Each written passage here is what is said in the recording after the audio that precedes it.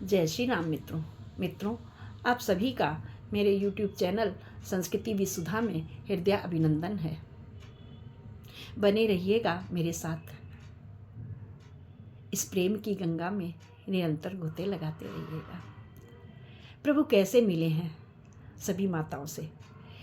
प्रभु के मन में जरा भी विषाद नहीं है। प्रभु जानते हैं कि माता कैकेयी ने मेरे लिए बहुत बड़ा कार्य किया है, इसलिए कैकेयी के लिए उनके मन में बिल्कुल भी क्षोभ नहीं है। बहुत प्यार है, सबसे अधिक प्यार है।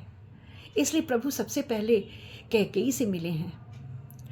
प्रथम राम भेटी कैकेयी, सरल सुभाए भगति मति भेई।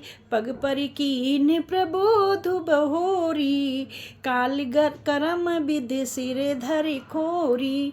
सबसे पहले प्रभु श्री राम जी सरल स्वभाव से माता कैकेयी से मिले। भक्ति से उसकी बुद्धि को तर कर दिया। फिर चरण कमलों में गिर करके काल कर्म और विधाता के सिर दोष मढ़ करके श्री राम जी ने उनको सांत्वना दी। फिर प्रथम मिले कैकेयी से उस माँ ने आशीर्वाद दिया।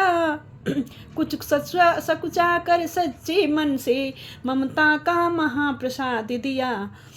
तब माता सुमित्रा कौशल्या दोनों को सादर सिर ना कर, सब लोगों से भेटे रघुवर सभी को अपना अपना कर। सीता सासों के पैर पड़ी पर जीवन को धन्य समझती थी। सांसें उछाह की सांसें ले सब कुछ न्यौछावर करती थी। उस क्षण का वर्णन और कथन हो सकता नहीं शारदा से, जब सबसे मिलकर लखन लाल भेटे निज मातृ सुमित्रा से।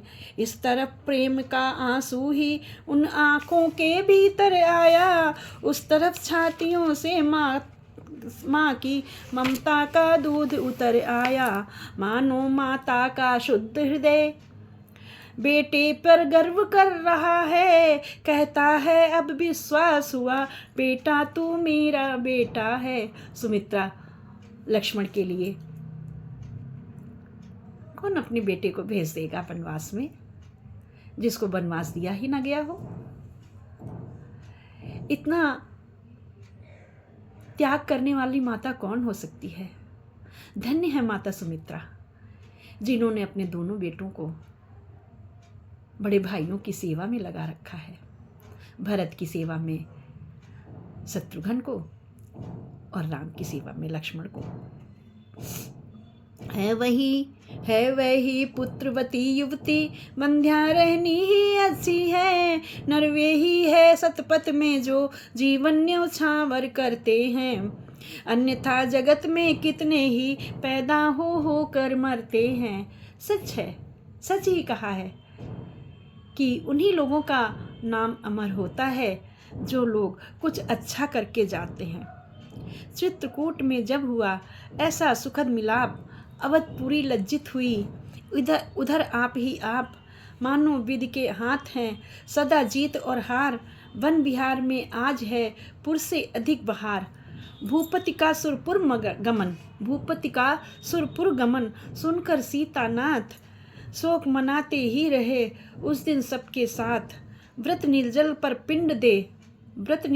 पिंड दे दिया पिता को नीर। श्राद्ध क्रिया श्रद्धा सहित मंदाकिनी के तीर। अगले दिन वन में जुड़ा एक बड़ा दरबार, थी जिस पर उस अवध की राजसभा बलिहार। अगले दिन, पहले दिन तो सबने मिलन किया।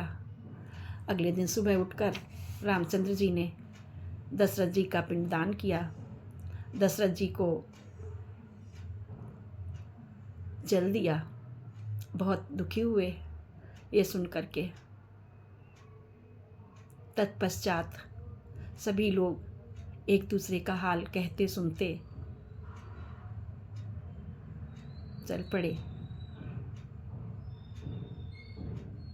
और रात्रि में सभी लोग ने शयन किया। आइए जानते हैं अगले दिन क्या होता है। दरबार लगा है और उस दरबार में क्या हुआ है जानते हैं। बोलो श्री रामचंद्र की जय।